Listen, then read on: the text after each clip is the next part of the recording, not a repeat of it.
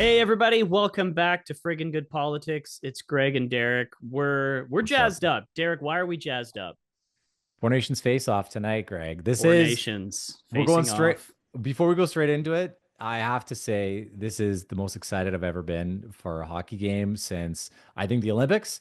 And it's incredibly political, so we get to talk about that right away. It's like the Yes. most political game I've ever seen or experienced. So it's like this fits perfectly for us. It's sports and politics, so I'm quite Yeah. excited about that. I love that the NHL has worked so hard to try and depoliticize Not hockey, and happening.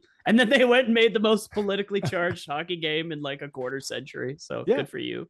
yeah, no, it's exciting. So yeah, we have some great plays of the week to talk about. Mark Carney, what's going on with him, the Ontario election, big news there, and then we have a great Yep. interview today. The Honourable Yes. Paul Merriman, 13 years in politics, great guy from Saskatchewan, who was Saskatchewan Health Minister, Social Services, and a bunch of other portfolios. So we talk about his personal life, his secrets to success in politics over a long period of time, and just how he managed family life. So, and even how the mechanisms of government really work behind the scenes and how you get anything done. So I love the interview. We had a great conversation. So enjoy that today, folks. Yep. The world of politics sounds an awful lot like marriage. Like there's a lot of give and take, there's compromise, Yeah, you'll there's hear that. yelling and screaming. There's a lot of that. Yes. Yeah. All right, so let's dive in. Our first play of the week. We're jumping in first period. Let's Yep. go.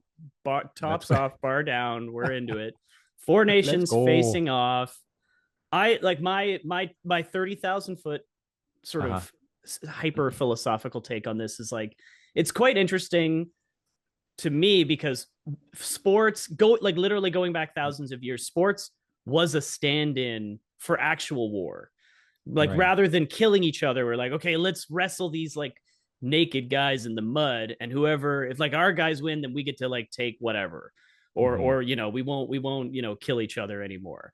And it started as that like thousands of years ago and evolved into the Olympics, like the Greek Olympics back. I have no idea what the actual time frame is. I want to say 1500 BC, but forgive me Something like for that. not knowing the exact date. Into ancient Rome with the Colosseum. Now there Hmm. was actual death there, but it was like meant to be a It was a sport. microcosm of death Right. rather than like It was societal small level. scale warfare rather than massive Yes, warfare. Yeah. exactly. And so it's interesting that we're like hitting this meta level where like the Canada US international conflict is like overlaid over top of this thing, which itself is overlaid over top of other symbolic behaviors and activities. So it's like Yeah. it's a symbolic sandwich that we're all Oh, going to for enjoy sure. tonight. Okay. I this is the most political thing you've ever seen here. Oh, So this is the Donald Trump tweet, truth post, whatever PK Subban and a million other people talk about. I'm gonna read it to the people who can't read it. I'll be calling our great America hockey team this morning to spur them on towards victory against Canada, which, with far lower taxes and much stronger security, will someday, maybe soon, become our cherished and very important 51st state. I was speaking before the governor's night in DC, and will sadly be unable to attend, but we will all be watching. And if Governor Trudeau, like, I don't even like Justin Trudeau, and this makes me mad when he calls him I governor. know, I know. I hate that he's making me feel this way. I Why? know it's like I actually feel sympathetic towards Trudeau, and I don't like this. This is awful. Would like to join us, he would be most welcome. Good luck. Like he invites, man, it's just like it makes me quite angry. Good luck to everybody and have a great game. So exciting. I Wow, like that that he is a does the most boomer thing ever, signing his own tweets with his name. Like, my yeah, gosh. Like as all oh, I caps. wonder who wrote this. Okay, good to know. So that's a little politically charged, I would say. A Like, is little. there what other sports event has been this politically charged? Like maybe when the NFL was operating under this kind of gaze of people kneeling during the national anthem, Yeah, some of yeah. that stuff, like that was fairly politically charged, but not like an international level between Canada and the It US. Like wasn't, this yeah, is it wasn't international. Yeah. no, it's like, and it was usually like a few people protesting, but now I'm seeing like all types of stuff. Like Joe Rogan's talking about it. I probably won't play that. The Spit and Chicklets boys, if you know them. I think Biznast. so. You're gonna have to watch this from Biz Nasty because this gets me quite excited. Hopefully, this doesn't get us banned for having swears, but it's so good. I cannot wait for a shot at redemption. You Americans have gotten so cocky. You think hockey's your game now. We didn't even have Cale Makar, but all of a sudden we're going to hear all the excuses when we fucking pound the shit out of you come Thursday because a few of your guys got the sniffles. It ain't gonna matter. We got McCarr, we got McKinnon, we got McDavid. Here comes the and politics. Crosby in the lineup, and we are gonna light you motherfuckers up. We're not the 51st state. Fuck your tariffs and stop complaining about the booze if you want to poke the bear. We're gonna dumb you. Fucks. We were trying to help you out by making you the 51st state. Now you know what. You guys. We're gonna make all your fucking states provinces by the time we're done dog walking you come Thursday. I think it's gonna be a fucking blowout. Okay, Biz. Yeah, and the Leafs are gonna win the cup every single season. They are. It's their The year. Leafs are winning the cup this year. It's their Thank year. you. How do they not you, know? Wade. Yeah. It's hilarious what's happening here. But man, is it political? Like, this is a huge talking point. And so here, if you want to follow what's going on, it's like follow sport and how this interacts in the public sphere. Like, I think the key learning here is that everything is actually political. People think politics is just in a legislature, in parliament, making legislation. No, it's conversation. This is what democracy is all about. It's what people are saying and how that shapes public policy and the way we interact with one another. And in this case, free trade. So this hockey game is representing a massive relationship shift between Canada and the United States, and it's being played on ice, but it's being played out in leadership debates and discussions and governors, and like it's wild what's going on.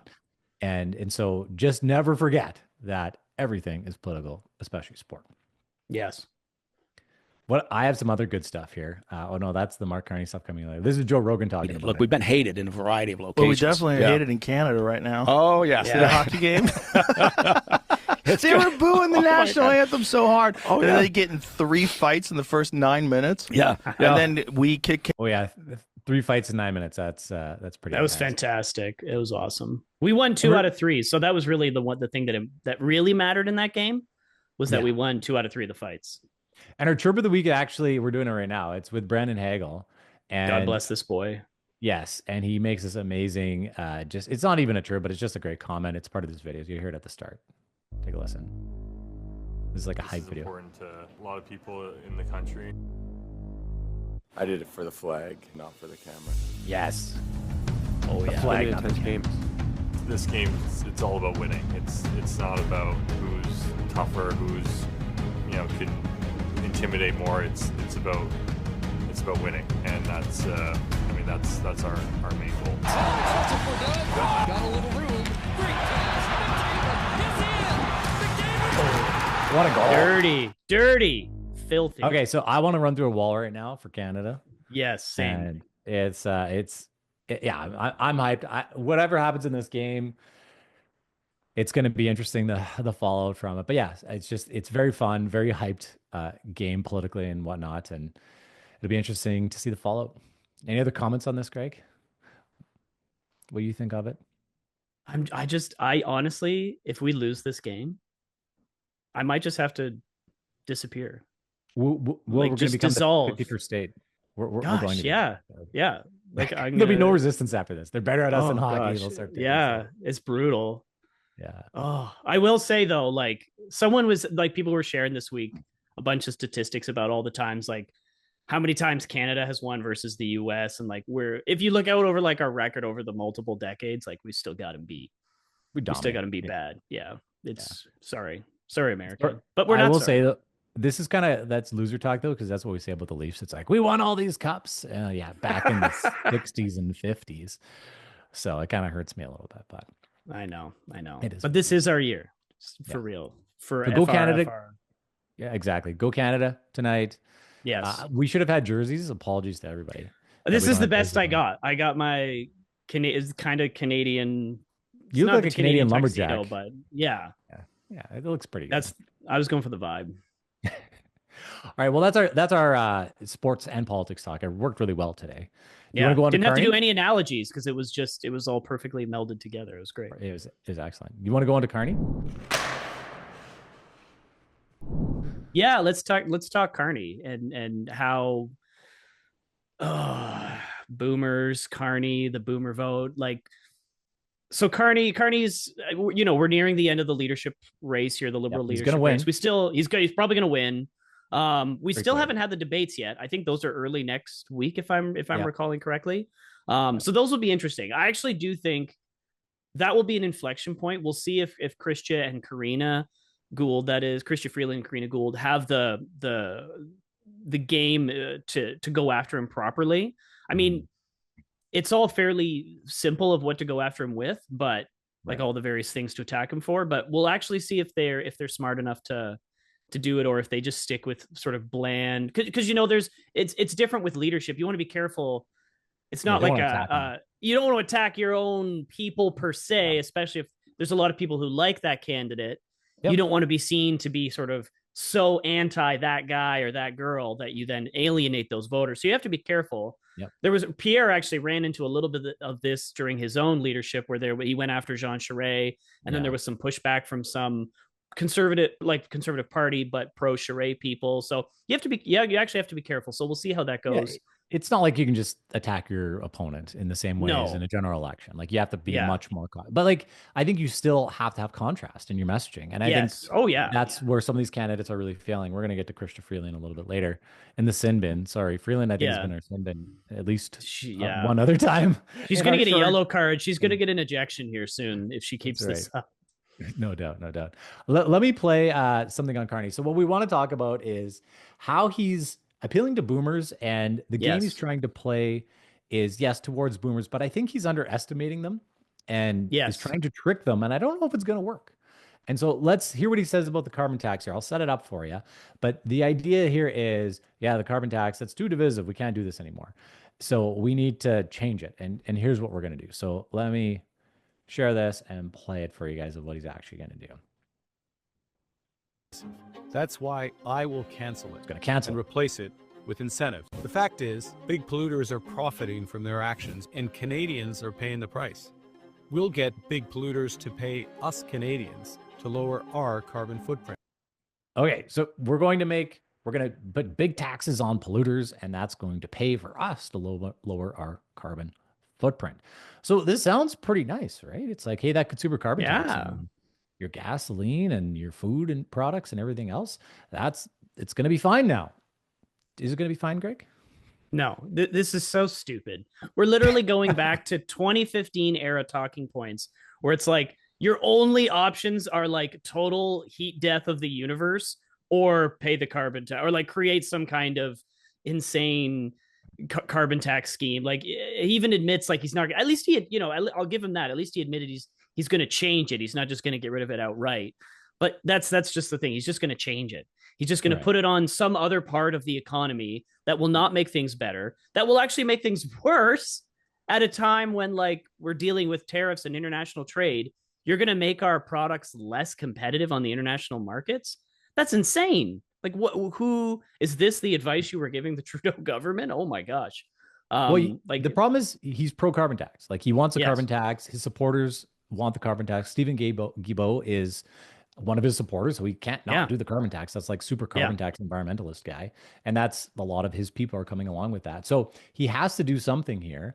But it's got to be different, because obviously the Trudeau carbon tax isn't working. It's been kind of killed with public opinion. So he's kind of, this is a liberal playbook that they use all the time, where it's like, tax the rich and give the money to everyone else. It's this wealth redistribution thing that they like. The problem with it is, I think people are seeing through it, because the Trudeau carbon tax, you obviously saw it on your gasoline, but there's all these rebates and schemes, and it's like, it's supposed to be good for you. But people realized it just made everything more expensive. And I think that's what's going to happen here, is going to make everything more expensive. You're just going to tax all of the corporations in Canada who are going to have to pass those costs along to consumers. And you think, oh, this is a great scheme and deal that we're going to get, where it's like, we're going to make them pay, and that's going to get me some free air conditioners or insulation or efficient furnaces and whatnot. And actually, like, politically, that sort of stuff can work, and it has worked for liberals in the past. So I see why he's doing this. But I don't know what else he does here, because he has to appease this left-wing base that he has going on. But I just don't think it's going to work. I think people are going to see through it very quickly and know that there's not a lot of substance here, other than really another carbon tax. And then all the people that are with him, they're going to push for another consumer carbon tax after this too. So he's probably going to be forced to do that. They'll get rid of the consumer one now, make all this like scheme incentive stuff that does not work well, because you have bureaucrats that make everything 100 times more expensive. And so these messy, big government programs and systems, I just don't think the country's going to buy it right now. No, he's like you say, he's trying to thread the needle of like getting rid of the carbon tax, but not getting rid of the carbon tax. Yes. And I sure this Very might hard. like Very he's hard. going to get a little bit of a honeymoon, right now, because the media sort of seems to be not questioning it too much, or at least the legacy media. And he's not doing too many interviews. Like, although I will, even the few that he has done, he's tripped himself up. He got caught this week, sort of dovetailing off carbon taxes. He got caught this week saying one thing in English Canada. Oh yeah, we'll build pipelines, blah blah blah. And then he goes to Quebec and says, "Oh, forget those pipelines. We're not going to do that." And then he did the oh my gosh, Christy Clark thing. Oh, I muddled what I said. I didn't mean to say that. Yeah, I didn't mean it. But it's like, guys, like you're just falling into the exact same pitfalls that we've been falling into, like this government has been falling into for 99 whatever years, 10 years now. And it just goes to show that like Carney is in fact part of this legacy, Trudeau team. He's falling for the exact same things that they fell for. Well, I think what he's trying to do is appease everyone here and think no one's going to notice. That doesn't work in this day and age in politics. I don't think. Not in the social media world. No, like you could get away with this in the 60s, 70s, 80s. You could literally say something in French in Quebec, and you could say something completely different in English, which he's done, which is saying, we're going to build pipelines and infrastructure. And then he basically is giving the provinces a veto to appease them and make sure they don't vote against him. Yeah. You could get away with that because it's like, it would be in the local paper and it's like English Canada probably wouldn't know about it. And it's like kind of fine. But there's no way he can get away with that now. And I think it is deceptive, lazy politics. Yeah. And not being clear and convicted about what you actually believe in, because he's like, oh, I have all this. He actually sounds pretty good. Like he actually sounds pretty convicted when he says, we're going to build infrastructure and we need to do this and make things happen. And then you realize he's not actually convicted at all. So I think, if I were him, I'd go to an election as soon as possible because people are going to see through him so fast. Yeah. The less time they have to do that, the better. Yeah. In my opinion. And somebody sent us this about Carney. Oh, sorry, no. I was going to give you a Simpsons reference, but I got to show something else first. So this is his comments on becoming the strongest economy in the G7, which is a great goal. But it's like, how are we going to do it? Yeah, let's see how he's going to do it. This is how he's going to do it. To get that done. We got a plan. And core to that plan, the first big step in that plan is to make sure that government works for all Canadians. Okay, that's wow. That's why today I'm announcing groundbreaking a new approach to how we manage the budget, how we manage government spending. And the essence of this is to spend less and invest more. That means reining in government spending so that Canada can invest more as a country. Okay, this is his video. This is his tweet. And when I look at this, I was like, what on earth is he saying? He's literally not saying anything. Like, the essence of the plan is to make a government that works for all Canadians. That's why I'm announcing this big plan to rein in spending so we can invest a bunch more money in Canada. What is he? What? Like, yeah, what the hell are you talking about, dude? Who are you talking to? It's that scene from Truman Show. Who are you talking to? Exactly. Like, again, I think people are going to see through this, be like, there's no substance. Like, if you just look at it and don't think about it, it's like, oh, that actually sounds pretty good. It's that very classic, like, platitude, oh, this sounds so nice. When, if you were, when you read it on paper, but it's like, okay, we've heard you. Now we've waited 5 seconds and thought about it. Like, what does that actually mean? And he's not like, it's very frustrating to listen to this because he himself has made the critique of his opponents, particularly Pierre, that like, it's all slogans and no actual substance. Okay. Well, you have just said spend less and invest more, which is theoretically completely contradictory. Yeah. You're going to spend less money so you can spend more money. Like, what? And this is the big what are you plan. Talking about? This is the big plan for the economy, Greg. Yeah, so to save the country from Donald Trump. You're gonna, oh gosh, and even in addition to this, he goes, "We're gonna have 3 years of small deficits." Where have I heard that before? And I truly do not mean to sound like Pierre Poilievre when I'm doing this, but it's like that's exactly what Trudeau said in 2015. It was several modest deficits, and then the budget would balance itself. He's doing like. The budget, the modern version is we're going to spend less and invest more. We're going to spend less money to spend more money. Like, it's just it's corporate gobbledygook. That's all he's given us for the last like month since he started this, because that's all he knows. He's a corporate boardroom guy, and so he's used to saying these sort of like, you know, nice corporate boardroom statements that have gone through 20 different aides and people to do, you know, that do professional copywriting. But now it's gonna as soon as we hit an election period, like he really has to hope that he has to pick the shortest window. Yes. And hope to goodness that he's, you know, keeps this short enough to save the furniture and no one finds him out. But yeah, I don't know. I don't think it's actually work. It actually sounds like this. Yes. This is reference that someone sent us, which I thought was hilarious. My fellow Americans, as a young boy, I dreamed of being a baseball. But tonight I say we must move forward, not backward, upward, not forward, and always twirling, twirling, twirling towards freedom. Like, that's exactly what's happening here. Yeah. It's like, we're going forward, not backward, upward, not forward, and always twirling. It's the kind of slop, corporate boardroom slop that will work on a certain segment of like boomer voter who grew up with this, like, politics is nice and nice politicians say nice things and I vote for that. But like, it's not that's probably the segment of the population he's going to capture with this.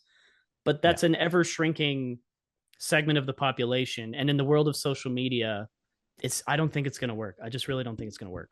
I don't think it's going to work either. Now, is that maybe the best play he has? Because boomers do vote. Yeah. They vote more than young people do, and Pierre's capturing the younger folks. So yeah, there's strategy to what he's doing here. You know, he's not a stupid guy at all. Yeah. So he's playing the game in the best way he knows how. And I think it's going to bite him in the butt pretty quick, but he still might do enough damage to change a lot of voters' minds, like the traditional liberal voters that have kind of gone away from him, especially the older ones that really do vote.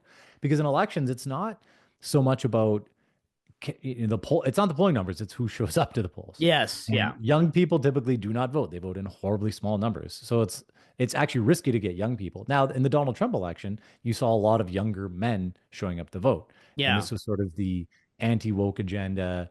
We need to rise up and do something. And young men have felt marginalized, which, again, Jordan Peterson has kind of capitalized on that, and lots of other people.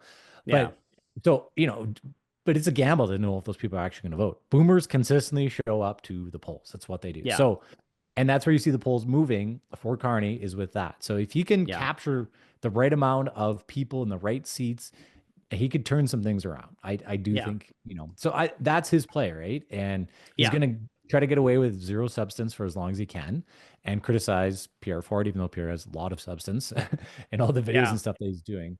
So he's changing the game quite a bit. It's quite fascinating to watch and observe. Yeah. And we'll see where it goes. But a lot of the things, like, the more he talks, the more he's going to get himself into trouble. Yes. He should really have a core. Like, what he should actually do, honestly, now that I've thought about it, is he should actually have 3 key policy platforms, 3 planks, because he's going to be prime minister right away. So he has to implement this. It's not like a leadership election where it's like, okay, I'm going to go into opposition after this, and then eventually I can have a platform to run on. He's probably going to have to fight an election right away, run a government immediately, have a budget. So he needs like 3 key planks, and then he should only talk about those 3 things is what he should be doing. But right now he's kind of out there talking about random things, and he's going to get himself into trouble because it's actually not clear what he wants to do. And that's very dangerous. And, to be fair to him and his team, it's probably because he hasn't had time to come up with any policy, which maybe a little scary how politics works, right? It's like, this person's going to run the country and the government here right away, and he hasn't really had time to think about policy. So we should give him a pass. Yeah. Like, that's actually what I'm saying, but it's like, it's the reality of the matter, and it frightens me a little bit. But yeah. But I like more to that in terms of what's going to motivate voters to actually get out and vote. Like, this is going to be a do or die election. Like, this is probably going to see I would wager we'll probably see a record voter turnout. I think we'll see a record voter turnout for you. Because even like on all the polls, even the ones that are like right now currently terrible for the Conservatives or great for Carney, if you want to put it that way, not to sound partisan. It's like the voter segments that are coming out for Carney are that like 60 plus, whereas like below that, so we'll say, just for rounding error, 55 and under down to the voting age, like that's all conservative. So it's really only that top segment of the age bracket, and primarily even of that age bracket is primarily older women that are coming out to vote for Carney. So we'll see, like, will those people be super motivated to come out for spend less, invest more? I don't know. Or will younger people be more motivated to come out for, like, what are, whatever Pierre's slogans are, spend Canada first, and the crime, axe the tax, fix the budget, like all those. I think those will be more motivating for the other age groups than spend pardon me, my chest infection, then spend less, invest more will be for like 60-year-old people, 60-year-old plus to come out and vote. So we'll see. We'll see. We'll see. It's you never know until the vote actually happens, which is the whole fun of this game. It's kind of like the US versus Canada game. It's like, you never know. US should probably, like, the US they got us pretty good last time, but you never know. A game is it's the game that gets played, and that's what it's all about. Who goes out to do the door knocking. It's how many memberships you get. That's right. That's how you win hockey games. Can we move to Ontario election? I'm excited to kind of talk about this. Yeah, let's dive in. Let's move into our third play of the week here, Ontario election.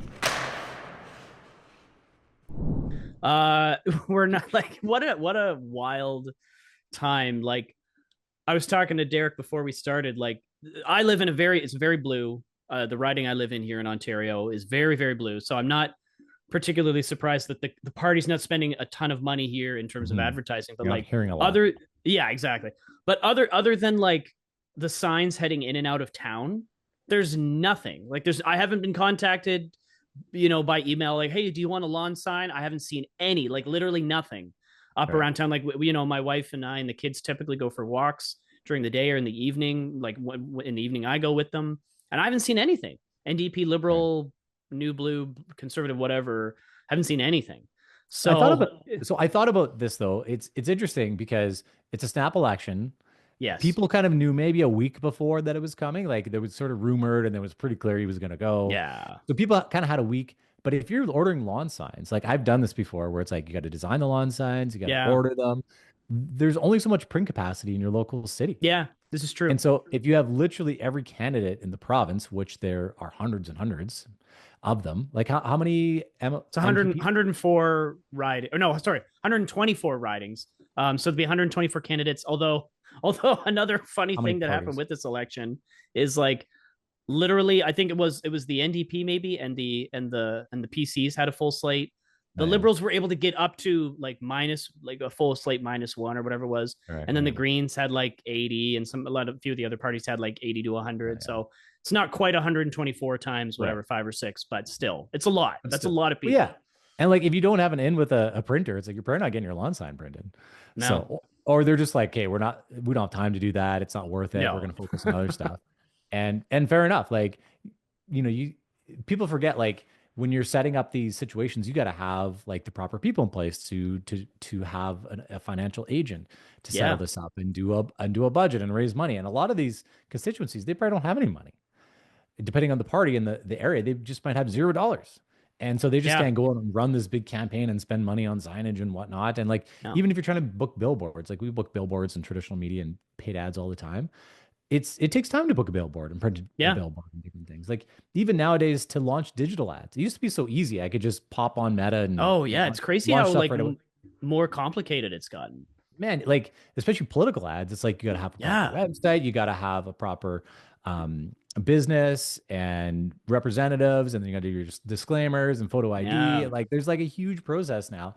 And then if you're starting a brand new Meta account nowadays, I'm kind of getting the nitty-gritties of digital advertising, but it won't let you spend money very quickly. Like, the first day, it's like you can only spend $1.50, and then the next day you can spend $3, and the next day you can spend $6. Like, it kind of like slowly ramps up because Facebook doesn't trust you, and they think you're a bad actor, and whatever. So, which does eliminate bad actors, but legitimate actors, you kind of have to plan way far in advance. And I guarantee so many of these ridings and different candidates, they're just barely even being the candidate. Yeah, there's probably a lot of that. Yeah. And like, you think of the parties, like they have to nominate all these people and vet them and make sure they're not crazy and they're not going to trip you up during your Which campaign. is harder than you'd think. It's actually a lot harder than you'd think. Yeah. And like, we've seen this in multiple elections. Like, I'm just thinking Saskatchewan, when I worked in some of those elections, some of our opposition research, what it was called, it got 7 candidates fired. and the campaign manager. And just because all this bad yeah. stuff came up, and they you know, the leader, this was in the Cam Broden election. Oh, it would have been 2015, 2016, whatever it was. And it was we had a little wall of candidates that got off because of our opposition research. And every party does this. And so you got to be pretty careful. And like, I just think it's a short campaign, and Doug Ford knew this, and he's like, well, we're more organized than them, even though we're not totally organized, and we're going to try to take advantage. Yeah, and he's totally dominated. Like the polling's gone up and down a little bit, but like, let's look at that quick. Yeah, we'll take a quick look. So this is the Toronto Star headline, because it's Toronto Star and they're very biased. But Ontario election poll shows slight dip. It's tightening. Tightening is the word of the month, like between the federal and the provincial polls. Yeah. And I look at this, I'm like 38 to 29. Okay, that's kind of tight. But if you actually look at the poll tracking here, it's like, okay, you have your Main Street poll, which Main Street, you could say a lot of probably not nice things about. I'm gonna be as nice as possible and just say like, this is insane. We've got what, like February 14th to 16th, 48%, and then like a couple days later, we've dipped 10%. What? Nothing's happened. How is this possible? Like 2 days, nothing happened. 10. Like we go down 41, 46, 39, 44, 30. Like who are you talking to? Like what is going on? This is not how public opinion shifts. Like when there's not, like nothing has happened. I mean, there was the hockey game. That's probably the biggest like cultural thing to happen in the news. That's not affecting this Doug Ford's polling. Like this is crazy. No. So anyway, I think Doug Ford's still lined up for a big victory here. Like, you know, polls are going to come and go on this and whatever, but like you kind of look, it looks pretty consistent. They're in the mid 40s or for sure low 40s. Some have them in the high 40s. So it's like, they're pretty good. Like, I think they called this pretty well. Now it's actually been interesting. Like, I feel like Doug Ford's just been the premier this campaign. Like, I'm not watching him as carefully as maybe you're watching it, but from my kind of outside of Ontario, Calgary perspective here, it's like, he's just being the premier. Like he went to the premier's congregation in Washington, DC, and he's done all like the typical premier stuff. Like, typically during an election, the leader of the party is the leader of the party, not the premier anymore. Like they may stop to adhere to some duties, but this is again him being the premier and being the guy that's standing up for Ontario. And who's gonna fight for you? Oh, it's such a great song in there. It's a shame that it's like such a good song and completely wasted on this boring ass election. So I guess the thing we're talking about is like, is this the most boring Ontario election that we've seen in a long time? Like typically there's a lot more drama here. I guess if you're the PCs, wouldn't you want this to be a very boring election? Absolutely. Like, you want to like coast from that like pre-writ drop. Like Innovative had them at 51%. Yeah, it's pretty high. Innovative polling. So like you want to coast from that all the way to E-Day and just keep everything calm, cool, collected. Like we're not gonna do anything crazy. Like, and I do think it's funny because like people simultaneously like when asked in polling questions, they were like, "Is it very obvious to you that Doug Ford is doing this for his own personal gain?" And everyone was like, "Yeah, yeah." But it was also like, "Do you like what he's doing to defend Ontario?" Sure, yeah, okay, yeah. Like, it's such an interesting landscape, especially when you compare it to the federal picture. Like, I guess Jagmeet Singh has made himself irrelevant at the federal level, but like, how unable Merritt Stiles and Bonnie Crombie have been at like pushing through that news barrier, that ability to like make themselves likable to the general public. Like, I mean, even Bonnie Crombie's even done some things or made commitments that are like center right of Doug Ford. She wants to get rid of the barrier around Sir John A. Macdonald at Queen's Park, which I'm in favor of. Like, I'm actually, thank you, Bonnie, for saying that. She's talked about like governing from the center and getting spending in check and all that. She's trying, but even she's trying. Like, I get it. Like, you're trying to, throw something up the flagpole and see if anyone salutes it. But it's just not able. They're not able to crash through that barrier because of the tariff war and the news cycle and how all the oxygen's just been sucked up. And I just don't think they've made themselves. They've not made themselves that charismatic leader that people are drawn to. Yeah. Well, I saw Bonnie Crombie trying to appeal to NDP voters to say, hey, you want to go to Doug Ford, vote for me. Like that's a pretty typical liberal when there's three parties and it's a good strategy, right? It's like they do it every Ontario election. It happens every time. Yeah. And federal election, you don't see it as much actually, but there's always talk about it. Like the leaders typically don't say it, or I don't recall it being a thing. Yeah. Yeah, but I like people always talk about it. Like I remember seeing it on Twitter. It's like, oh, let's stop Harper, stop O'Toole, stop Scheer, whoever. And so that's always going to be an interesting game that you can play there. So yeah, so we'll see. I guess this election is next week, right? It's coming. Like it felt like it just started. Yeah, like that's how boring this election was. Like I'm of the 1% of people that's cares way too much about politics. Partly because it's my job. Like it's just par for the course. If I didn't have to for work, I probably would be less in the weeds on it.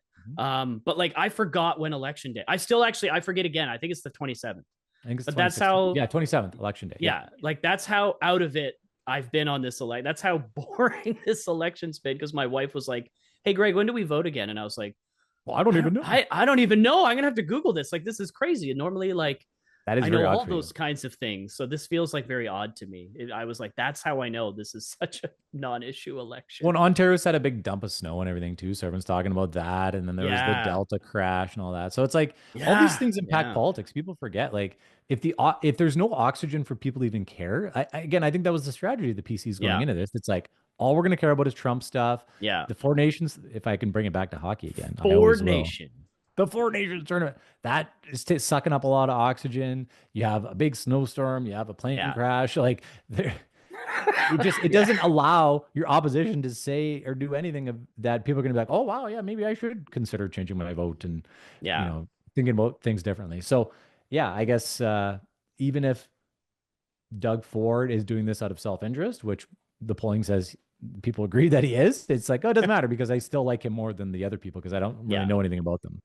Yeah. I think that's it's the devil you know versus the devil you don't a lot of the times in this. It's well, Bonnie Crummy, she could be good, but I don't even know. And the PCs did a pretty good job. We talked about this at a previous podcast of defining her as immediately, right out of the gate. Yeah. Yeah. So it's what you want to do is you want to have mental shortcuts for people Trump is actually really good at that, calling her Crooked Hillary and Sleepy Joe and all these things. So you just kind of you have these mental shortcuts to be oh yeah, it's just Hillary, she's crooked, or Joe, he's old and sleepy and you can't do anything. Sleepy Bonnie, you're so sleepy. No one's paying attention to you, Bonnie. Pretty much, yeah. So great Trump voice, by the way. Well done, there, Greg. I feel bad to do it now because I hate him so much now. Not actually. I know. It's you know what I mean? I don't like you anymore. I know, sir. There was moments where I'm I was like, oh, he's pretty interesting and I kind of respect him in certain ways. And now I'm because it's Canadians have done this weird thing, at least I have anyways, where it's I hated him so much. And then I'm okay, he's actually pretty good at what he's doing here. It's I got props for political skill. Yeah. And the McDonald's thing was amazing to me. I'm that was a perfect photo op, and the garbage truck thing and his dance and the Trump dance. I was who gets away with this stuff? It's crazy. But then now I hate him again. Yeah, I hate him. Yeah.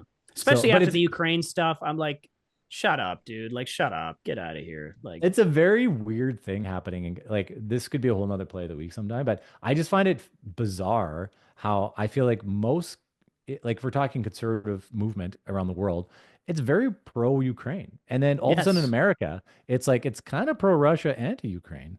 And only at the top echelons. When you look at the polling data, when they ask Americans, it's even among Republicans, I cannot remember the exact number, but it's between 70 and 80% pro Ukraine. Yeah. The pro Russia crowd is very small. So I don't know what the play here is. I honestly don't know. It's just a strange play. I shouldn't talk about this because I'm not informed, but the only thing I will say is this has something to do with Trump's relationship with Putin. He has a personal relationship and they've cooked up some sort of deal here. And it's based on this America First thing with Ukraine, and we want our money back from all we've invested. So now that they're basically launching attack ads against Zelensky now. Yeah, it's full on attack. I saw Elon Musk now jumping on board and making memes about Zelensky not having an election, and it's Trump, you're a dictator, but Zelensky, you won't have an election, and this is a wild time in Putin politics. Who's been in power for 25 years isn't a dictator. Yeah, exactly. He's okay though. We won't. But Zelensky, who's in the middle of an existential war for their lives, you friggin' dictator, have an election, you son of a gun. Like, what drugs? What drugs are you on? I don't, because I actually don't want them. I want other drugs, not those drugs. Yeah. You're talking about Russian drugs? What are you talking about? I have no idea. What drugs are they on that makes them say this stuff? Oh, I see what you're saying. Oh, yeah. Yeah. No, like normally, like what drugs are you on? I would like some because they seem like a good time. These do not. I do not want these drugs. I'm sure others have written about this much more articulately than we're talking about it, but it's just it's something we should research more and talk about at another time because it is fascinating. It's not Canadian, but it's still a very interesting game that's getting played. Yeah, and it's weird. I think the one thing I can say from it is there's something with personal relationships here between Trump and Putin that have been long term, and personal relationships make political actors do weird things sometimes. Yeah, and I think that's probably what's happening here. Is they've been friends for a long time, and that sort of skewed the thought. And then Trump has seemed to influence the upper echelons of the Republican Party to basically go full on attack against Ukraine in favor of Russia. I'm like, what is happening here? So let's do some research and come back and do this as another. Yeah, topic. we'll make this a play of the week the next time, maybe. Yeah. We should bring on a specialist on this rather than. We should find an expert.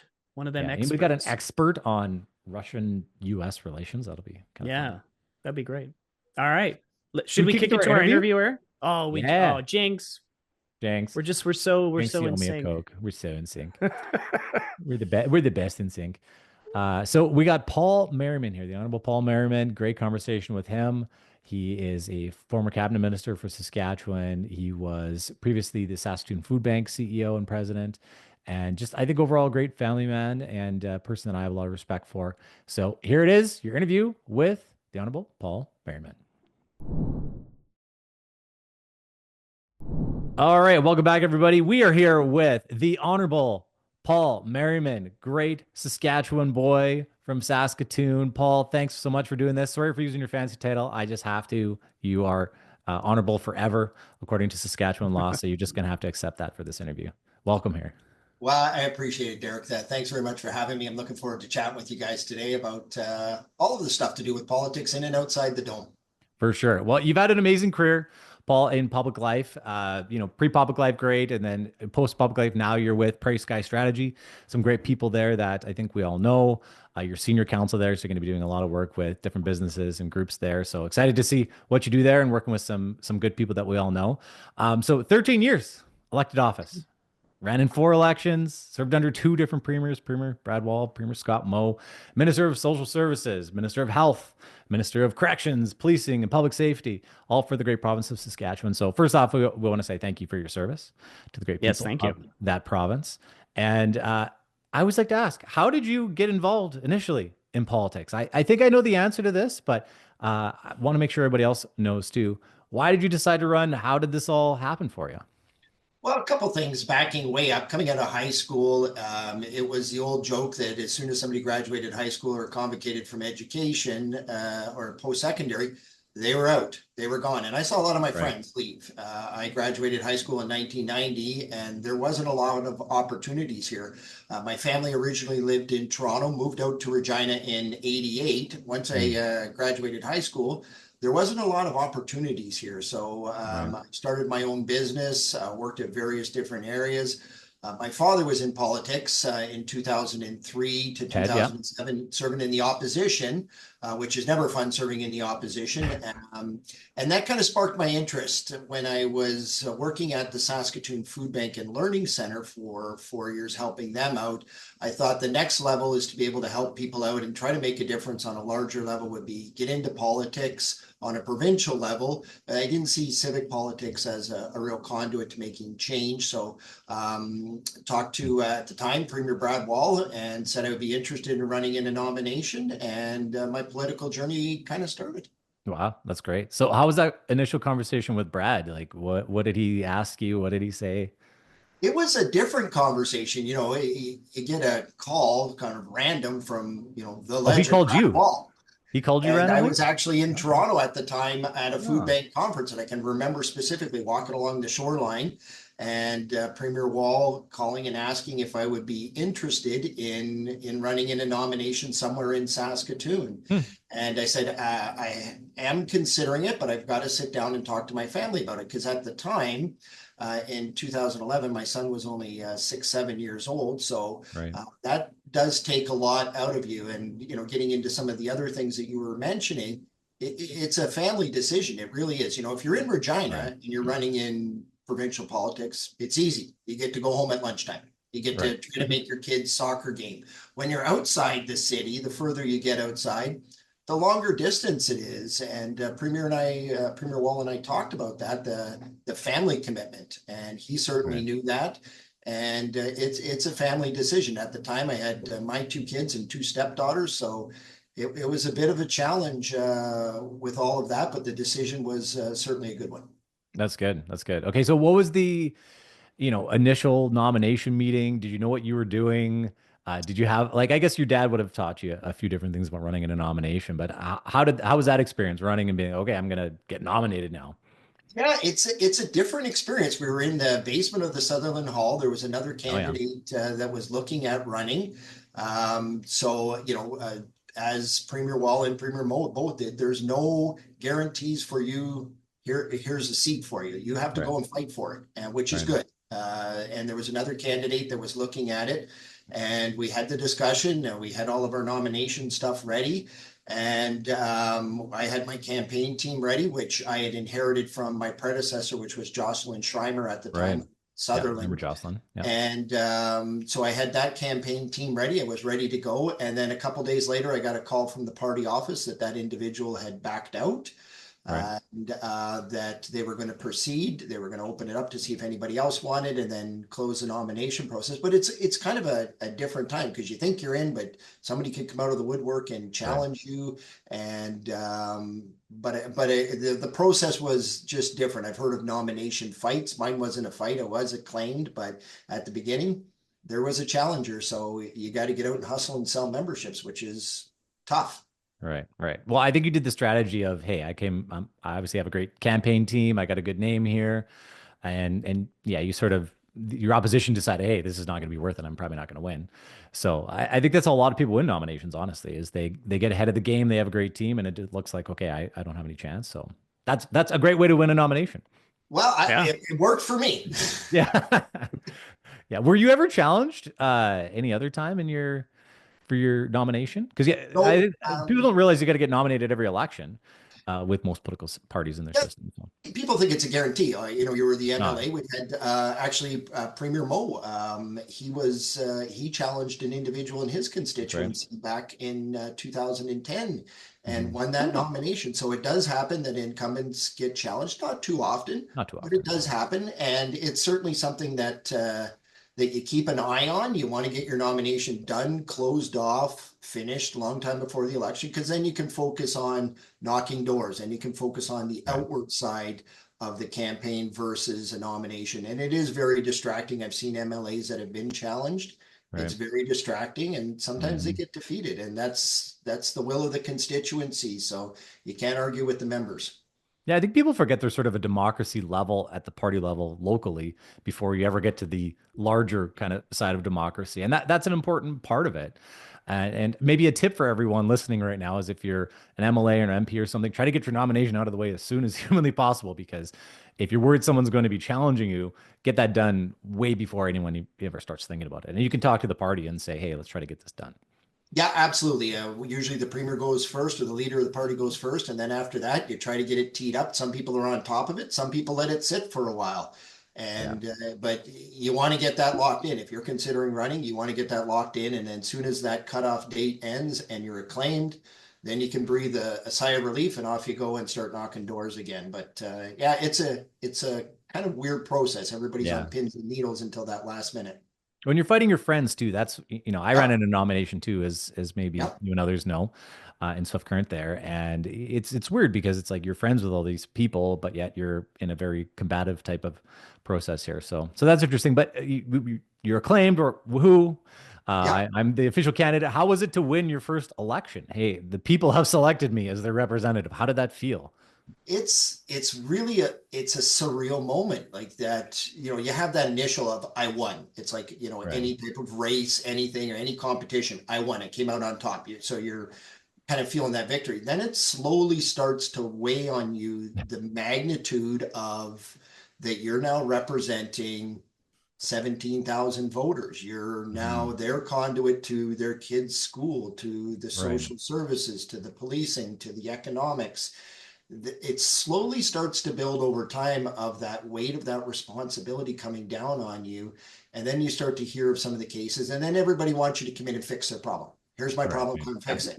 And they all, back to what you were saying, is the ministers aren't necessarily, or the MLAs aren't the ultimate authority on this. There has to be some checks and balances there, but they want you to come in and fix their problem. They're not worried about the other problem. You hear complaints in rural Saskatchewan about the highway I'm on, and they don't care how many highways you fixed. They want their highway fixed. Well, for sure. I want my highway. Yeah. Yeah, absolutely. Yeah, exactly. So it doesn't matter if you did 5,000 kilometers in the last 10 years. That doesn't matter. It's my highway's bothering me. So, and it's at same at a constituency level that people are like, okay, I need my problem in the constituency done. And then there's confusion as to where the provincial authority lies. You get into, I have a pothole on my street. Okay, that's a civic issue, but you don't want to dismiss them. Or, you know, I don't like the GST. Okay, well, that's, you have to talk to your federal MP. So the voters don't necessarily know where those lines are all the time. And they see you and you're a conduit and you answer the phone, you're getting all of the issues. Yeah. Yeah, that's always very tricky. And you there's only so much you can do.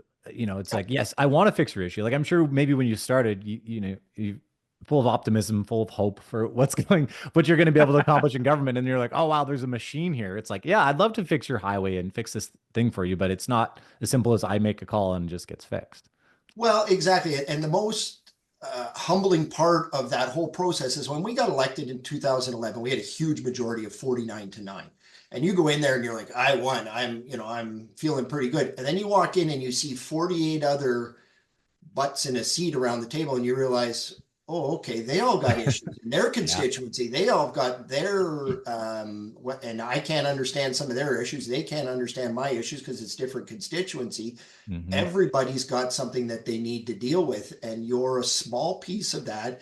And how you start to work that problem through the bureaucracy or through the public service and through the minister's office is a learning experience, and you can only experience it. You can't, it's hard to explain it or quantify it. It's all those little small conversations in the hallway of, hey, are you having this problem too? Can you and I go talk to such and such about getting this maybe brought up to a higher level? And there's no flipping of the switch. There's no lightning bolt that's going to come out of the sky. It's going to fix somebody's problem. But you start to work the problem. Right. And I think is it a patience game when you have these issues, and and some of them, they're legitimate issues, but they're not a crisis. So in any given time in a province, there's a health crisis, there's fires, there's floods, there's economic problems, there's Trump tariffs coming. Like, there's all these priorities, right? So how do so to someone that might seem like a huge priority in their mind, but to a provincial government, it's a very small priority. How do you handle that and talk to them about it? Well, you start to explain the system to them and how it works. And, the one that always got me in health is the special medications, like the very expensive medications for children that are very ill. And it could be $1 million a year. And it's like, well, we spend this much on all of our medications and this much on specialty medications. And if we do this, it's going to cost another, $40 or $50 million to the coffer. You try to explain that to them, and it's it's a logical answer to an emotional question of fix my problem. And then you have to go through the logic of how that problem would actually be fixed, if it can be fixed. And a lot of the times there's problems that can't be fixed by the provincial government, but this is their last stop. Like they've gone through like if it's a healthcare or a highway, they've gone through everything local, and now they're going to go to their MLA or their cabinet minister, plead their case, and hopefully get what they want. But a lot of the times it's just listening to the individual and trying to be empathetic and explaining what we can do and what we can't do. Right. And they're not always going to like the answer, I suppose. Nope. No, and a lot of the times I didn't like the answer when I was in the minister's office of the officials telling me that say, well, we can't do that, and here's the reasons why. Right. But I give them the opportunity to explain why they can't do it. Okay, it makes sense. Or do we need a policy change to be able to say we can do this from now on? And what does that look like? And what's the process of that? So you have to look at it from all angles to make sure that you are covering it off the best you can. But a lot of the times you can't fix individual problems because it's a province of 1.2 million people. Everybody's got 4 or 5 things they want to get done, and the provincial government just can't do all of that. That's right. Do you have an example of where it's like I found an issue and I was able to work it through the machines of government, the bowels of government, as some people call it, and it actually turned out pretty good? Well, I would say one of the issues was when I got into social services was they had multiple programs that were overlapping and that had stacked on top of each other and weren't exactly serving the client's best needs. They weren't empowering the client to do everything. The government was at that point what I would call like a nanny state. We'll pay your power bills, we'll pay your rent, we'll pay this, we'll pay that, and whatever's left over is yours. We created a program where we collapsed 2 programs into one and said, basically, we're going to allow you to go pay your power bill so you learn how to pay a power bill, so you learn how to pay rent, so you actually are empowered to do that versus the government doing everything for you, which did work in a lot of areas for social services. Now, not for everybody. Some people are capable of doing that. So we created a side program of, okay, well, we can be the trustee of it. But what we also looked at was before and after. It's not just how you got on the program. You're here, you're on social services. How'd you get here? How can we get you off? That was what the continuum of it was. Now, unfortunately, COVID hit about 2 years into this and changed the dynamics of the program. But the idea was how you can do this. Now, and back to your question is, how did we sell that? We had to sell it internally to the social services officials that were making a huge change. We had to sell it to the general public that we're trying to create more responsible community members that can help themselves. So, but that took a year of meetings, discussions, 1 step forward, 2 back. And ultimately, you have to get the support of your caucus and your cabinet members to say, this is the better thing that we need to do. We're going to take some heat on this, but it's the best thing to do for the province long-term and for those members. So it's a feat. It's a lot of things you got to check off, and you only learn how to check those off by going through them. Yeah, true. Yeah, and I suppose when you're doing all this, people just don't realize why can't you just sign a document, sign an executive order, as I see Trump doing nowadays. Isn't it that easy? You just sign an executive order and all actually happens. But I think that's why people, hire you and Perry Sky and others to help them understand the mechanisms of government and how they work and how this takes time. But you can make change. It's just, it's a patience game, and you have to talk to a lot of different people and make sure people are on side and sell. Like, how important is selling in this whole side of things? You had a business, you know how to sell. Is that an important skill for a politician?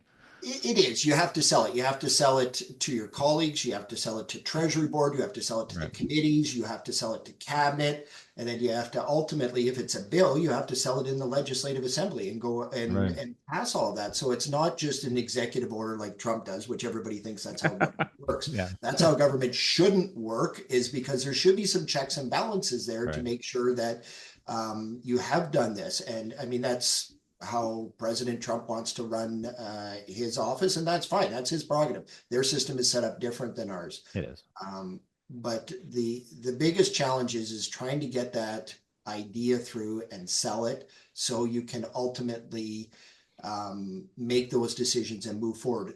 The challenge is, by the time that actually happens and everything's come to fruition, usually you're in a different file and somebody else is taking it over and somebody else is carrying it forward. Very rarely do you see the whole thing under your file from start to finish. I'll give you an example of the urgent care centers in Regina and coming into Saskatoon. Jim Ryder started that in his time in health. I worked on it through my time in health, and Minister Everett Henley cut the ribbon on it and worked on it his, the 6 months that he was in the first 6 months he was in Minister of Health, he was able to finish that and take it over the line. So you saw Right. 3 different ministers over 5 years Right.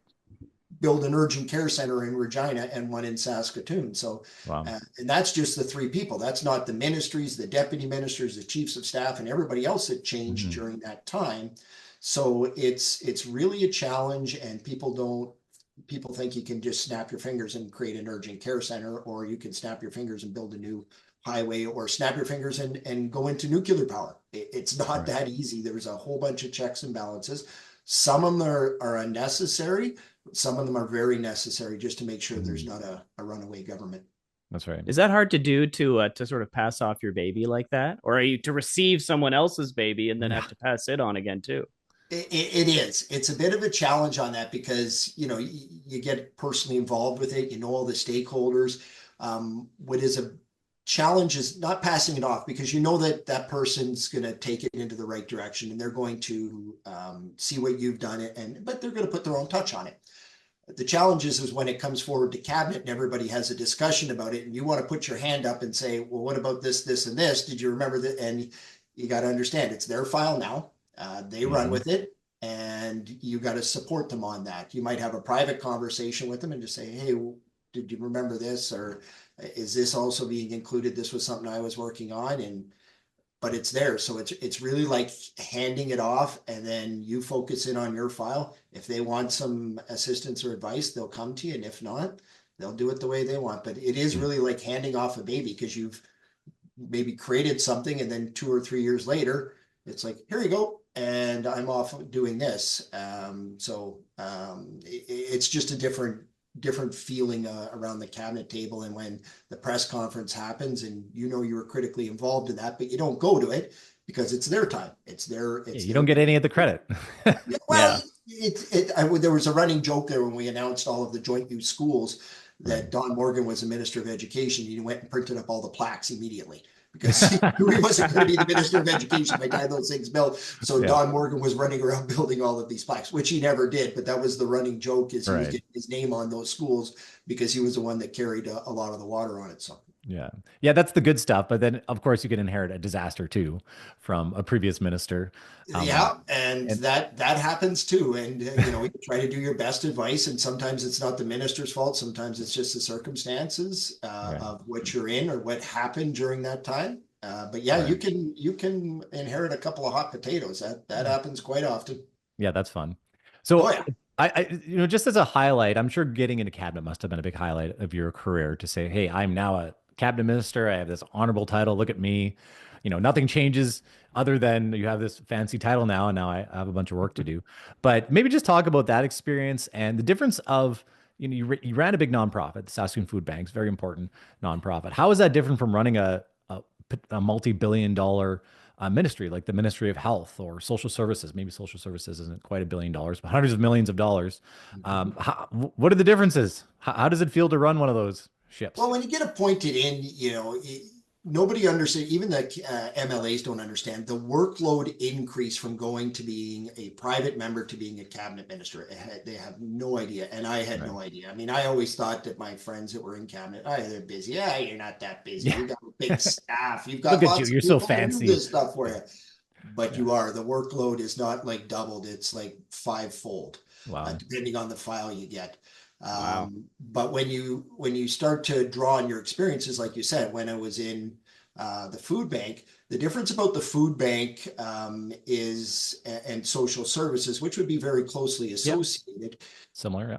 The food bank is real. It's right in front of you. There's people in your office. It's crisis. It's raw, very raw on what they're seeing and what they're doing. When you get into social services, it's more about the policy and the procedures and what system happens there, but you don't get to see it face to face. And when I was at the food bank, we would have our Christmas hamper program, and I'd make sure that my family and I were there to meet everybody as they came in, and you would see it, you'd hear their experiences. When you're in the ministry, you don't have that opportunity, or when you're in the minister's office, you don't have that opportunity as much. You go through a tour, you can see people, you can chat for a little bit, but you don't really get to know them or understand what they're, so it's still impactful, but it's arm's length, very much arm's length. But just a different experience altogether when you're when now you're responsible. And the challenge for me was in social services was we had X amount of children the care of the state. And I don't remember what the number was. Right. We now all of a sudden the minister is now technically the caregiver for all of those children. And now you're responsible for all those children, whether they're in care, foster, doesn't matter. Oh my gosh. You're responsible for all this. That's a heavy load. That's frightening, it's very frightening. It's very intimidating that somebody, that there could be some abuse happen somewhere, or some kid gets injured. You're responsible for that. You're technically in charge of those kids. It's a big responsibility. And what I used to say to the ministerial staff is, if we're the quote unquote temporary parents for these children right now, let's be good parents. Let's make sure we're good parents and we treat them with respect, because it's no fault of the child that they're here, but it is a heavy weight that falls on you on that side of things, but it's arm's length. The weight that falls on you in the food bank is right in your face, and people want their food. They're hungry. They're starving. They need immediate help. So, we talked about this when I was in the Saskatchewan legislature. It was called dome think. So it's you're in the dome. You can't figure out what regular people are feeling and thinking. And when we interviewed Brad, the Honourable Premier Brad Wall. We use fancy titles. He we talked about him going to Safeway and he get his best advice, in the frozen food section of Safeway. How did you sort of stay grounded? How did you really understand what was going on? Or how can politicians do a better job staying grounded and really understanding how their massive decisions on a systemic level translates into the day-to-day of real people's lives? I think it comes down to very simple, and Premier Wall was good at this. Premier Mo is just listening, because people will approach you. Staying grounded is different. Staying grounded was easier for me because I came back to Saskatoon. Right. And we would, you'd be under the dome and you'd be like, we got that member statement. We got them. We nailed them in question period. Great member statement. Back to Saskatoon and are you guys even sitting? What's going on down there? They don't even know what's happening. In Regina, it's different because it's a government town. So people are more in tune to what's going on. You come back and the further away you get from Regina, the less impactful of what's happening there. So staying grounded was coming back and people going, hey, that was a great member statement. What's a member statement? What are you guys doing down there? Nobody cares. When's the budget? That was always the question. When's the budget? Because that impacts everybody. The rest of it is very, specific to an issue or a piece of legislation. But it's just different being grounded when you get away from the dome. But when you're under the dome, you think that's the whole world.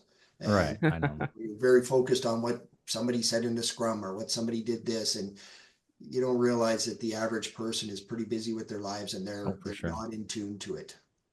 So what do you do then to, going back to Saskatoon? That was important for you. If you live in Regina, that might be a little harder.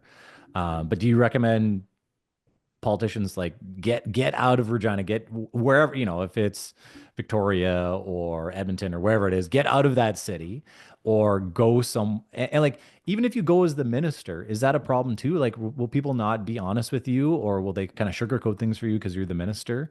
Or do you have to get where regular people are, where you're just Paul, you're not Minister Merriman? You have to get to where you're just yourself and you're not the minister, and people don't see you that. And you'll find that over time, that who are the people that are just your friends because they've been your friends forever. And then you'll have friends that are politically aligned, that are, trying to always give you influence or trying to say this or why are you guys doing that, instead of just saying, hey, did you see the hockey game the other day, or Riders doing this season, or just, that casual conversation that was very hard to find, because people see you as a politician and they also see you as a conduit to whatever their issue is or what they're hearing. And, so now it would be, well, what do you think about Trump? Oh, okay. Well, as a subnational, you think, it could have a negative impact on our economy. Not much we can do. We can go out and lobby and we can do all that, but that seems to be the flavor of the day. And when it was other issues that were popping up, whether it was the economy, people are like, well, what are you going to do to fix that? Well, you can fix parts of it, but there's not, there's no magic bullet on these things. So I think listening to the average person, like in the frozen food section or in the frozen meat section, that's exactly where people will approach you and you know they're coming. You could see them. I mean, you Like can see winding them the coming corner. out. Yeah, you can see them coming out of the corner of your eye, and you'd kind of Spidey senses going on. the spidey senses go up, and you're like, okay, this person's coming in, and you never know. Are they coming in hot? Or are they coming in to say, as you did at the beginning of this, thank you for your service. I appreciate it. I know you've had a tough go. Thanks again. Or they've got casework for you. I got a problem and I need you to fix it. And it didn't bother me as much on that. The only time it really bothered me was when I was out with my kids. And it's like, okay, I don't need to put because your time's limited with your kids when you're down in Regina. And okay, I don't want to put my kids on hold for 10 minutes while you tell me your issue. And it always started out the same way. I only need your time for 1 minute. And turns into an hour. And 25 minutes later, right. Hate to bother you on your private time, but I just need 1 minute. And it's like, okay. Yeah, of course. But that's part of your public. Part of the job. Yeah, it's part It's of like dealing with kids. Your kids say, "Oh, Daddy, just this." Yeah, this one thing, Daddy. Not to equate children with like constituents, but it's a similar process. It's a chat. The kids are, my kids are good. They understood what I was doing. The older they got, the more that they started to get engaged on social media, and then they'd be like, "Well, they're saying really mean things about you, Dad." And I'm like, "Don't worry about that. That's just their opinion. Doesn't mean that." So, but they had a little bit more of a challenge with that of the public perception of. Yeah, I've heard that a lot. Sure. But it also comes with the territory. It's a family decision, like I said at the beginning. It's a family decision. How did you balance family life and political life? That's always a thing. Divorce rate is high, and you get disconnected from your kids, your spouse, all that type of thing. How did you manage that? Obviously, it's from everything I can tell, you seem like a great dad, great husband, all that sort of good stuff. How did you maintain that? It's a challenge. It really is. You have to put yourself not in the limelight when you get home. It's about everything else, because you come home, you're exhausted. You've had a tough week. You've been out of town. You come back, you're exhausted. You just want to recharge, but everybody else is just moving forward. It's just another day for them. So when we're sitting, I would get home Thursday. Session would end at 1:00. I'd literally have my car packed, gassed up, ready to go, and I would pick my kids up in Saskatoon at St. Luke's at 3:30. So it was 2.5 hours. They were out of school. You'd be hauling to get there. Then we would go up. It's Holland. And then you take them out to the hockey rink so my son could have practice. And then you'd sit there and do homework with my daughter, come back, have a meal. And it was just, it was crazy. And then the next day, and then you got to try to compress a week's worth of stuff in the down to 3 days at home. And then Sunday afternoon, start heading back down to Regina, and your brain's engaged on what's going down there. But you have to have support from your wife. And that's critical, or your partner.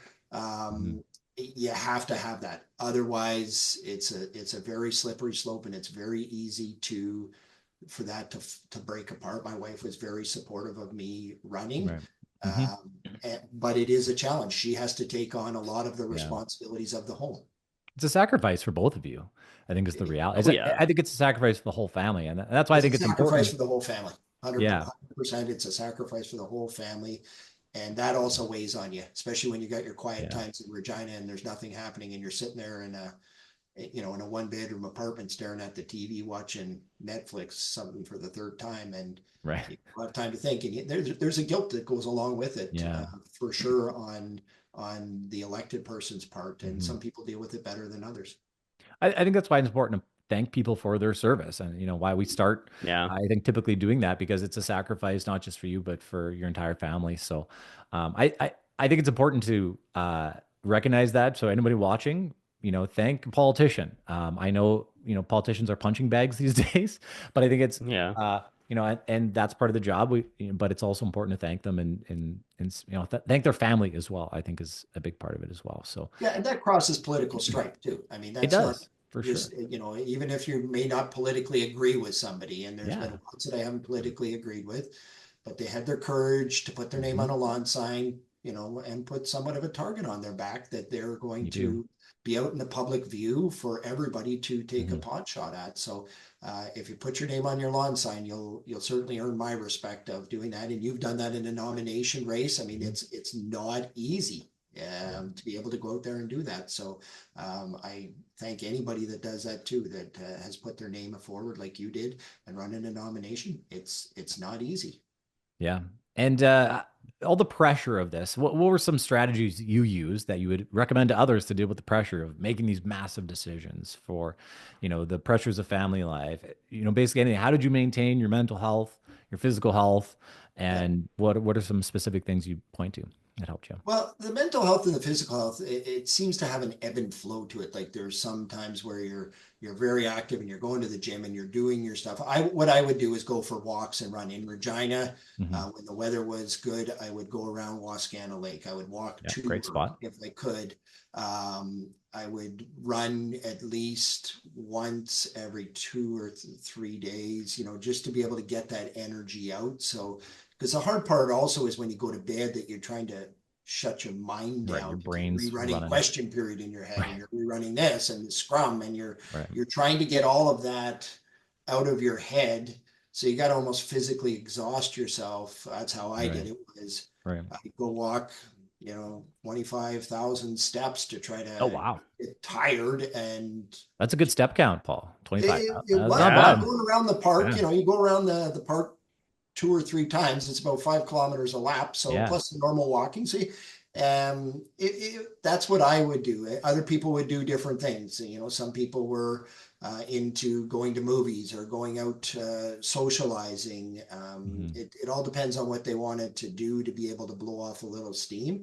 Yeah. But your group of friends that you do stuff with gets smaller and smaller because nobody understands really kind of what you're going through, especially people that are from out of town. They all kind of group together and help each other out because somebody's mad at home or somebody's doing this or you're missing something, there's a funeral, whatever it is, you're missing something and you can all relate to it. So I guess birds of feathers stick together. So yeah, that's right.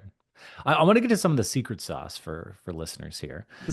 You got 13 years, multiple cabinet posts, 2 premier, like you've learned a lot, Paul. I think, that's why I think people should hire you and talk to you about things. But the best political advice you've ever received, and who is it from? I think the best political advice that I ever received was from Rod Gannifor, founding member of the Saskatchewan Party. He never got to serve with Rod, but he was always around. And his advice was, don't forget who brought you to the dance. One of Rod Gannifor's, I think he had 8 or 10 sayings, and that was the one that always stuck with me, is don't forget about the people and don't forget why we're doing this. The dome, the legislation, all of that type of very important. And he also would say it's an important job, but it is a job. It's not it's not defining you. It's not you. Life outside of this. Make sure you have a life outside of this and don't be 100% political all the time. And that was that. Don't forget who brought you to the dance. Is go back and talk to the people. Go back and listen more than talk to the people. Listen to what they have to say. So that would be the best advice that I got. And when I walked into our first caucus meeting, Bill Boyd pulled me aside and said, "Listen, don't say anything. There's 49 of you in here. If everybody opens their mouth, we'll never get out of here. So shut up and listen for the first 6 months." So which was good advice. And Bill's been around forever, and had a lot of respect for him in his capacity as a legislator. And but he would also dole out some advice to the young ones. That's great. That's great. It's nice to have those leaders to take the young ones under their wing in those kinds of situations. Yeah, and then you would try to do it with some new ones coming on. And I remember when the 2016 class was elected, I was the whip at the time, and I said, okay, they've told you all the rules of the chamber. Now I'm going to tell you all the unwritten rules and how you do things. How do you introduce somebody? How do you, and one of them was, don't sit in the premier's chair in the chamber. That is not your chair. You can sit anywhere in the chamber you want. You have not earned the right. It's kind of like lifting up the Stanley Cup. You haven't earned the right to do that. Don't touch it. Yeah. That is the boss's chair, and don't go there. People would do that? Like they'd go and sit in his chair? Like, I guess maybe it's like a gimmicky. Once kind of question period's over, people scatter around, and you can kind of, you want to go talk to somebody. And I think Ken Kravets was sitting by him at the time as the deputy premier. and you want to go talk to Ken about an issue or a financing or something you didn't understand. So you just go down and you sit beside him and move all around. You can sit beside him. You can sit on the left side of Ken, but you can't sit on the right side because that's the boss's chair, and you shouldn't do it because it's just a respect thing. It was never anything Premier Mo or Premier Wall said. Nobody sit in my chair, but it was a thing for me. It's a respect. You haven't earned the right to sit there. If you earn the right to sit there, have at it. It's your chair, but all the responsibility comes with it. Yeah. I have to tell a quick funny story about Premier Wall. So I was recording some video in his office, and we sat at his, he sat at his chair, and we filmed the video. And after, he's like, "Hey, sit in the chair, and let's be, like, he's funny, right? He's such a normal guy." And I'm like, "I can't sit there." And he's like, "Well, why not?" I'm like, because he worked for Grant Devine, and I'm like, "Well, when you were working for Grant Devine, would you sit in his chair?" And he's like, "No, absolutely not." I'm like, "Well, I can't either." Exactly. It's one of those things, right? It's a respect thing. It's I think that's sort of lost in our world sometimes, is this idea of respect and honor. I think that's why I like politics in a lot of ways, because there's still an element of that there, and I think we shouldn't lose that. 100%. It's there is an honor, and there is that, and there's there's not necessarily a pecking order, but the people that have come before you have done a lot more and taken a lot more questions or a lot more bullets on different issues, and you respect that. And I hope that stays, that people will respect that there is a little bit of a hierarchy in there. And, like I said, Premier Mo or Premier Wall would probably be fine with somebody sitting in their chair, but you just shouldn't do it. And so anyways, it was a lot of the unwritten rules. And I took some people back to your point, Greg, is you take some other people under your wing and say, this is how you do things. This is where you should be at. This is, don't be late. Don't show up 5 minutes before. Be here 10 minutes before. All of those type of things that they didn't teach you, kind of the unwritten rules. And there's unwritten rules in every job. Oh, yeah. Yeah. Greg, why don't you throw a few other questions there? Why don't you throw some Paul's All right, here we go. Whatever you think is the best one. Okay, let's see. We got some rapid fire ones here, so we can go through All this. right. Favorite politician of all time, other than Brad Wall and Scott Moe. Bob Benrock. Oh yes, former ag minister. Former ag minister, a hilarious man. I only got to work with him for 4 years, but unbelievably smart about everything to do with politics. Had his fingers on the pulse, and funnier than hell. Yeah, nice. He was a good guy. Yeah, he was a founding member too, right? He was a founding member as well. Yeah. Yeah, that's right. Keep going, Greg. Favorite sports team? I think we all know the answer. What sport? What? Oh, that's good. Any I guess sport. any. Yeah, your favorite of your favorite of your favorite. My favorite of my favorites since I've been a kid would be the Dallas Cowboys. Interesting. Rough Riders went well because I'm born and raised in Toronto, so there were some dark years there where I used to cheer for the Argos when I was a kid. Then moved out here. I moved out here, and then they won the Grey Cup the next year. So nice. Hey, there you go. Instantly a Rider fan. Hockey, it would be Vegas, but I've been known to bounce teams once in a while. Baseball would be the Blue Jays. Basketball, I have no idea. No, the old Bulls from Jordan days. I know you go to lots of. I know you go to lots of Blades games too, because I've seen. Yes, I do go to lots of Blades games. My daughter and I go. She loves the Blades.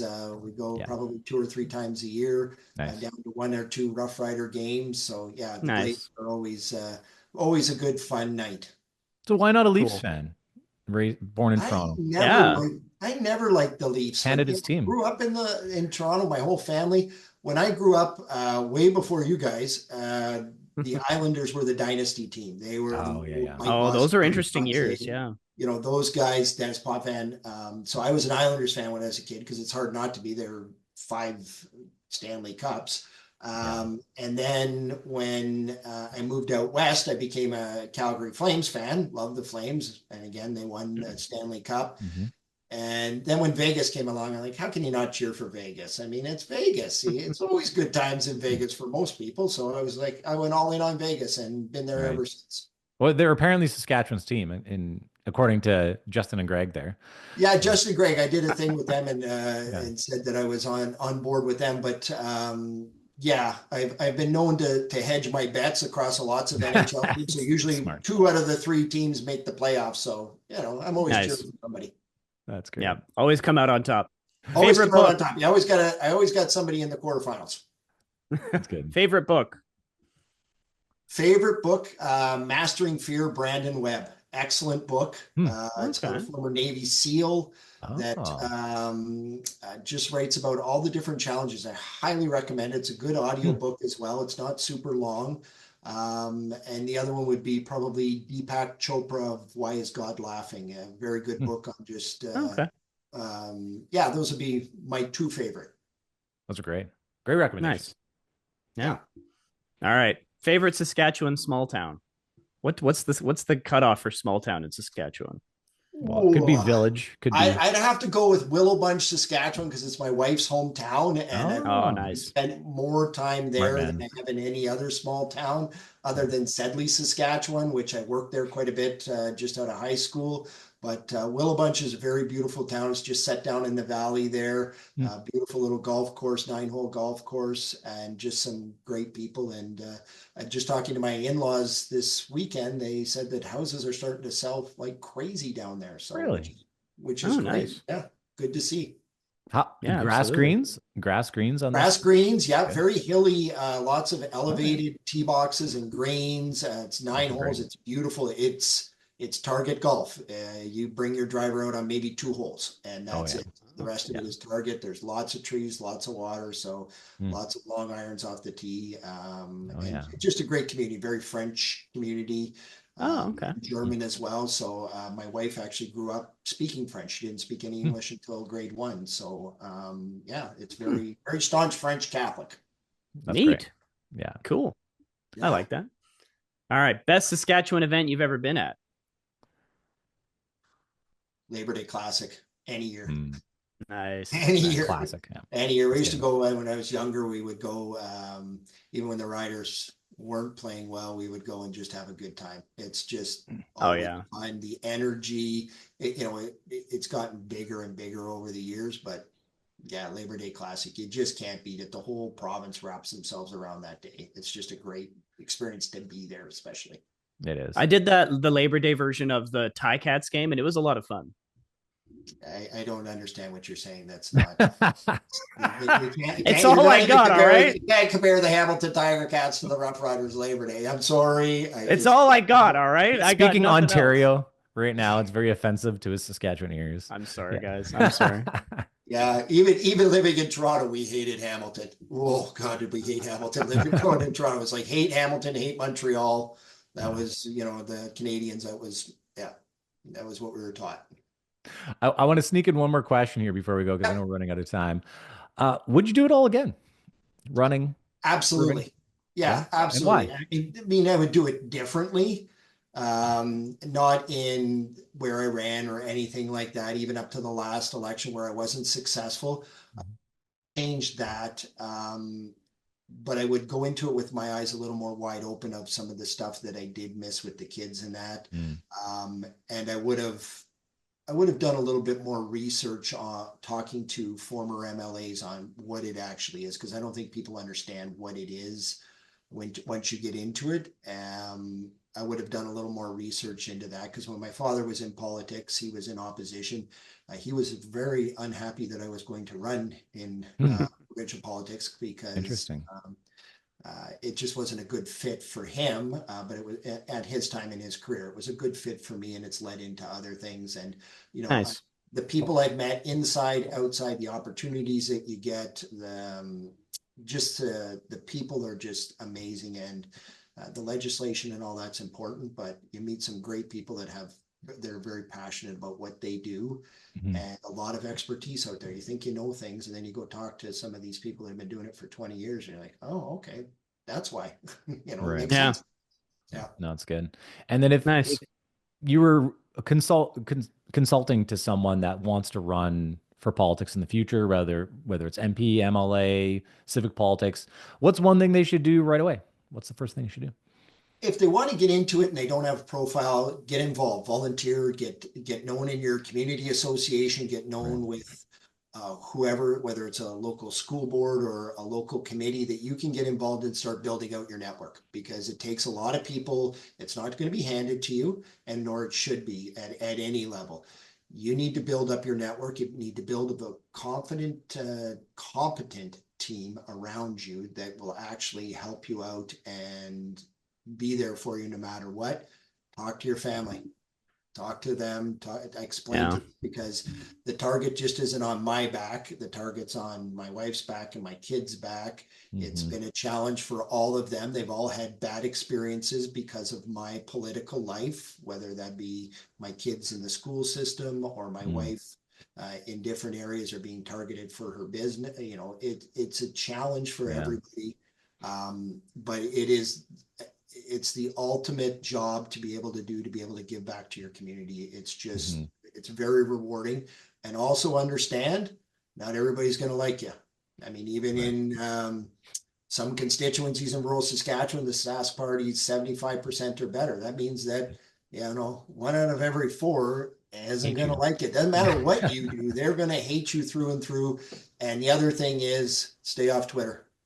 Don't go on Twitter in any way, shape, or form if you're doing that, because they will just rip you apart and you'll start to believe that stuff that they're saying. So just stay off social media if you can, and stay true to your values.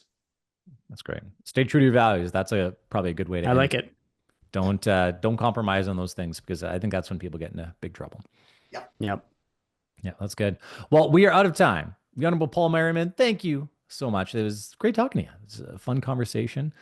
And wishing you all the success in your post-political life here. I know you've been great at everything you've done, at least from my perspective. Maybe from yours it's different, but from mine, it's like you have success everywhere you go. So I have no doubt you'll have great success in this new area of life, and you're working with some great people. So I know you'll do well. So thank you so much again. And thank you for coming on. Inspiring some people. Well, thanks very much for having me, guys. Really enjoyed talking about my political career. There's some things that I actually forgot about that I'm like, oh yeah, I was involved with that. But Greg, Derek, thanks very much. You guys do an amazing job in your podcast. Thanks for keeping everybody informed, and we'll chat again sometime. All right, thanks. Sounds good. All right. I hope you enjoyed our interview with Paul Merriman. He is a merry man. He is, in fact. It's not a lie. Good guy. Yeah, that was really enjoyable. So thank you to Paul. Thank you for being on with us. That was a lot of fun. We'll hopefully hear back from you soon. Moving into the sin bin. Once again, I think this is like her 3rd time being in there. Chrystia Freeland. Her another campaign 2-minuter. It's so boring. It's the most boring campaign ever. At least Carney's interesting. Yeah, like I mean, Carney's still like he's still got extreme boomer energy. So it's like it's like it's that low energy. Like I'm a banker and I've got a lot, on my CV. So it's like there's some appeal that way. He's got CV power. He's got CV power, which is a thing. It's a thing. Oh yeah, it's interesting. And then Chrystia Freeland is like, I just like, first of all, it hurts to watch, doesn't it? Chrystia, I know you're listening to this podcast. I know you are. Please, I'm begging you to understand that your main enemy right now is not Pierre Poilievre. It's Mark Carney. And then actually, apparently it's Karina Gould, because she's out fundraising you. Ouch. Apparently. Ouch. Like, which is, embarrassing. So like, I don't know. You were the deputy prime minister, deputy leader. Yeah. And you're getting out fundraised by a bunch of people. Yeah. Like I'm pretty sure Ruby Dallamentum's still going strong. Dallamentum. I love the Dallamentum. Yeah. She's fun. I like her. Yeah. She's interesting. She's a dark horse candidate. Everyone better watch out for Ruby. But like, Chrystia, what are you doing, girl? But here's the reality. You messed it up. Here's the reality. Certain politicians are very good supporting cast members. Yes, this is true. Freeland this is the dark secret of politics. That's right. And Freeland was a very important, good supporting cast member for Trudeau. You could argue she wasn't good for the country in many ways, but she basically did the bidding of Trudeau, let's be honest. Yes. Trudeau, for all of his faults, and everyone knows we're not fans. He is a leader. He's a guy that will stand up and be like, we're going this way, as I hit my microphone. And that is the number one job of a leader. I've always heard from lots of people. The number one job of leaders is to say, we're going this way. This is an idea. We're going to act on it. So criticize him for the carbon tax, criticize him for all the woke leftist feminist stuff that he's done, the massive inflation spending. He said, we're going to spend the daylights out of this country. We're going to do so much government spending. It's going to be the best ever. And it's a direction. You picked a freaking direction. And the most frustrating thing with leadership is when you don't pick a direction. And I feel like Chrystia Freeland is like, what is the direction here? What are we doing? What are you doing? And then she's sharing pictures, like at least like Pierre is currently able to fill up rooms. Like that guy fills up rooms. That guy fills up arenas. Carney's able to fill up a room. Like he's at least sharing pictures of him with like, more than 24 people. Chrystia, I don't know if this was the only one. This is the one I saw. It was like her at a table with like 8 people. It's like, what are you doing? Not good. Like, not good. Yeah. You're doing focus groups. Like it's too late. You need some momentum to be prime You need minister. some momentum, especially after that disastrous opening play that she did, where she got like overrun by protest. I think half the people there were protesters, and then the audio, video, visual just sucked. Like you got to make up for that. Like, and she just has not, and it's brutal. Yeah, some people have the it factor, and some people don't. It's very odd. I find this in business, politics, sport, whatever it is. Like you don't have that special thing to be the head person, and but you could be like, it doesn't matter. Like you could still be a very important supporting cast member, but you need someone else with you to do it, and that's fine. Like not everybody can be Sidney Crosby, but you could be a Mitch Marner. Beautiful Sidney Crosby. Yeah, he's a beautiful man. I love absolutely beautiful kid. And he's going to win the game tonight for him. Absolutely. He's going to wouldn't that replay just be 08 poetic? golden goal. It would be so beautiful. Do you know what would be great is a Crosby hat trick. Oh, that'd feel good. And just like a juicy like 5-1, 6-1 beating of the Americans. Man, that'd feel good. Binnington, I'm sending you all my energy, all my happy vibes. All my vibes. Like I'm sending it to you. Binnington. Please accept it into your heart. Okay, we went off of Freeland here because we got bored of her. So that's the reality. That's how boring she is. That's how boring she is. We were talking about her. Yeah, so everyone's forgotten about her. She's so done. I bet you're a very nice person. I bet you I'd have a lovely conversation with her, but just boring campaign and not the lead person. Now, maybe in a different season of politics, she could be the lead person, but she ain't right now. Yeah. We'll see how she does in the debate. We'll see. She has a chance to shine, but I think even then it might be too late. Yeah. Done. She's done. Yeah. Toast. So done. Absolutely toast. Absolutely toast. We did the trip of the week already. So we already did our trip of the week. So we're moving into stick taps. Should I go first? I'll go first. Yeah, you go first. All right. My stick tap this week is for my son, Gus. He learned to count to 100 all by himself. And he's only 4. I was so impressed. He just I heard him. I was working away in my office and I heard him doing it out in the room. And I was like, did that kid just count to 100? Like completely unprompted, all on his own. That's very impressive. So, and is it going to be like Mr. Beast and count to like 1 million on YouTube? You could do that because that's how Mr. Beast got famous. Is he's in this economy, you got to do whatever you can do. You got to whatever it takes in this economy. Yeah, geez. Well, good thing for your little boy there, Greg. That's always nice. Thank you. Yeah. I'll do a shout out to Justin Rivas and Greg Moore. They're great friends of mine. They had the show before called the Justin and Greg Show, and then they went away from it for a while, and now they're back on a radio show with Raul. Good for them in Regina. So really good for them. They're really fun guys, and we talked about them because Paul Merriman, our guest, was a big Vegas Golden Knights fan, and he was apparently inspired by Justin and Greg, who basically tried to make Saskatchewan's team the Vegas Golden Knights because Saskatchewan doesn't have an NHL team. Sad. So it's like very sad.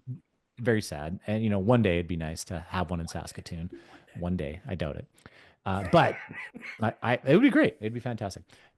But they said, well, there's a ton of Saskatchewan talent on the Knights, and this is a new team, so let's make it happen. And they actually had this crazy run where they went to Vegas and they became like these super fans, and they actually had a video on the Megatron during I think it was Game 6 of the Stanley Cup Finals when they went on that crazy run in their first year, where they were like doing this hype video for Vegas and how they're these misfits, and people said we could never do this and they're going to win, and they lost that night. So that kind of sucked. And they got kicked out. Who did they lose? Was that San Jose? I can't remember. No, San Jose's never won the cup. So it definitely wasn't San Jose who won that. Yeah, who was it? I want to say was that the St. Louis year? No, that's not right. Because they're a Western team, so it must have been an Eastern based team. Who won that year? I don't know. We'll have to look it up. I forget. I was also rooting for the Vegas Knights at that point. I was like, yeah, like first year in the league, like win the cup. That'd be so cool. Yeah. Against the goal. I'm Googling this now because we can't we can't finish the show without finding out who did it. I know. But what year was that even? What was their first year? 2015, 2014, 2016, maybe. Was it the Caps? Was it the year maybe it was. won the cup? Maybe it was.